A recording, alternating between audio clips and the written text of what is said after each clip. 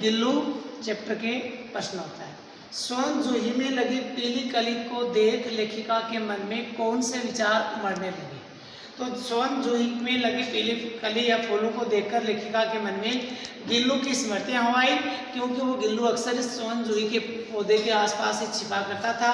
और उसके मरने के बाद महादेव वर्मा ने उस गिल्लू के शरीर को, उसकी डेड बॉडी को इसी स्वर्ण जूही के पौधे के पास की भूमि में नीचे दबाया था। तो उसके मन में विचार उमड़ने लगा कि मानो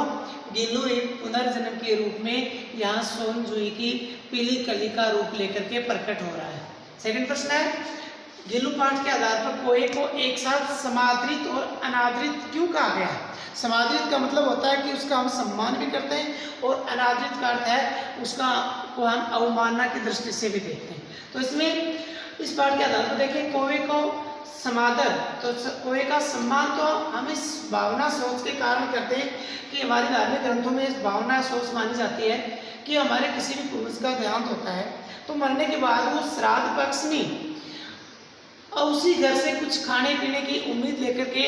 वो कौवे के रूप में प्रकट होता है। इस कारण हम श्राद्ध पक्ष के दिनों में कौवे को भोजन कराते हैं। और दूसरा कारण यह भी माना गया उसके सम्मान का कि कौवा जब भी घर में बोलता है तो उस समय माना जाता है कि आज हमारा कोई चहेता प्रिय या कोई गेस्ट आने वाला है, तो इस कारण भी उसको सम्मान देते हैं। इसमें कहा गया कि अनादृत क्यों माना गया, तो अनादृत इसलिए माना गया कि कौवे की जो कर्कश वाणी है वो कर्कश वाणी लोगों को बहुत कड़वी लगती है, इस कारण उसको अनादृत माना जाता है। दूसरा कारण ये भी है कि एक मांसाहारी जानवर भी है, इसलिए भी इसको अनादर की दृष्टि से देखा जाता है। तीसरा प्रश्न है, गिलहरी के घायल बच्चे का उपचार किस प्रकार किया गया। गिलहरी का बच्चा जिसको कौवे ने चोंच मारकर घायल कर दिया था, तो उसको महादेव वर्मा अपने घर में लाते हैं और रुई से उसका रक्त साफ करती है और उसके बाद पेनिसिलिन का मरहम लगाती है और उसे दूध पिलाती है। इस प्रकार से वो कुछ ही समय में स्वस्थ हो जाता है। अगला प्रश्न है, लेखिका का ध्यान आकर्षित करने के लिए गिल्लू क्या करता था। तो लेखिका का ध्यान आकर्षित करने के लिए गिल्लू अचानक अपने घोंसले से या स्वर्ण जूही के पौधे के अंदर छुपा होता वहां से अचानक निकलता और आकर के महादेव वर्मा के पास से तेज गति से या कहीं सर की गति से निकलता और पर्दे पर चढ़ता, फिर उसी तेज गति से पर्दे से नीचे उतरता। इस प्रकार से उसकी ये क्रियाएं तब तक चलती रहती जब तक महादेव वर्मा उसको हाथ में नहीं पकड़ लेती। पांचवा प्रश्न है, गिल्लू को मुक्त करने की आवश्यकता क्यों समझी गई और उसके लिए लेखिका ने क्या उपाय किया। तो लेखिका ने गिल्लू के रखने के उसको रहने के लिए या उसको सुरक्षित रखने के लिए एक पिंजरा बना रखा था, लेकिन जब वो देखने लगी कि बाहर कुछ गिलहरियों की आवाज़ सुनते ही ये गिल्लू चिक चिक की आवाज़ करने लग जाता है, तो महादेव वर्मा ने सोचा कि शायद ये अपनी समूह जाति के अन्य जो गिलहरियाँ हैं उनके साथ खेलने के लिए उत्सुक है, उन्हीं के लिए बेचैन है, ये खुले में बाहर घूमना चाहता है। इसलिए महादेव वर्मा ने उस पिंजरे की एक साइड से एक दिशा से उसके कुछ तार वो काट डाले और उस मार्ग के माध्यम से वो गिल्लू उससे बाहर निकल जाया करता है। छठा प्रश्न है, गिल्लू किन अर्थों में परिचारिका की भूमिका निभा रहा था। परिचारिका का अर्थ होता है सेविका, नौकरानी। जब महादेव वर्मा मोटर दुर्घटनाग्रस्त हो गई थी, कुछ समय के लिए हॉस्पिटल रही, फिर घर आने के बाद भी उसको बेड रेस्ट दिया गया, तो वो जब अपने बिस्तर पर लेटी रहती थी उस समय गिल्लू महादेव वर्मा के तकिए पर बैठता और उसके सिर में अपने पंजू से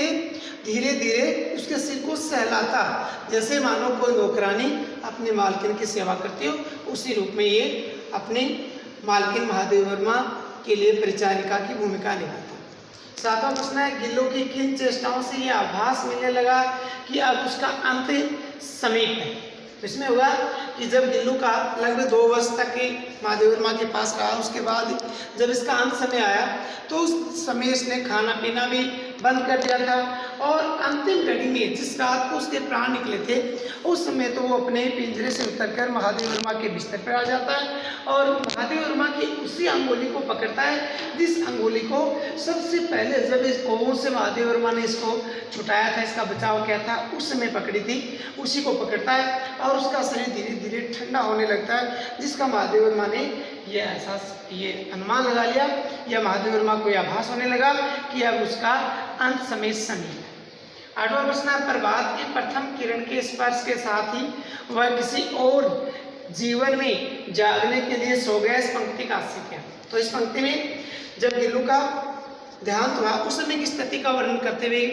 महादेव वर्मा ने बताया कि उस रात्रि जब इसने अंतिम सांसें ली, वो आकर के मेरे बिस्तर पर मेरी अंगुली को पकड़ता है, उसका शरीर ठंडा हो जाता है, जिसका मैंने आभास किया कि शायद अब इसकी मृत्यु निकट है। तो उस समय वो लगभग प्रभात के समय में अपने प्राणों को त्याग देता है और मानो वह किसी दूसरे जीव का रूप लेकर के पुनर्जन्म को प्राप्त करने के लिए अपने इस जीवन में सदा सदा के लिए चिर निद्रा में सो रहा है। 9 का प्रश्न है, सोहन जुई की लता के नीचे बनी गिल्लू की समाधि से लेखिका के मन में किस प्रकार का विश्वास उत्पन्न होने लगा था, या किस प्रकार का विश्वास जन्म लेने लगा था? तो यहाँ पर जो अपने धर्म में पुनर्जन्म की भावना है उसकी ओर संकेत किया गया है कि जब गिल्लू का देहांत होता है और फिर उस जगह पर सोहन जुई का जो पौधा है, जो उसकी लता है, उसमें फूल खिलने लगते हैं। तो महादेव वर्मा को ये विश्वास होने लगा कि मानो सोहन जुई की इस लता और फूल के रूप में ही गिल्लू ने पुनर्जन्म लिया। अब इस पाठ के कुछ अतिरिक्त प्रश्न देखते हैं। सबसे महत्वपूर्ण प्रश्न जो इस रचना पर केंद्रित है, गिल्लू रचना से आप क्या प्रेरणा ग्रहण करेंगे? जो महादेव वर्मा की रचना गिल्लू पाठ है वो क्यों लिखा गया, उसको लिखने के पीछे क्या औचित्य उद्देश्य है? तो इसमें होगा कि गिल्लू रचना के माध्यम से, जैसे महादेव वर्मा बता रहे हैं कि मैंने किस प्रकार से जीव को कोवे से बचाया, फिर अपने घर में लाई, बच्चों की तरह पालन पोषण किया,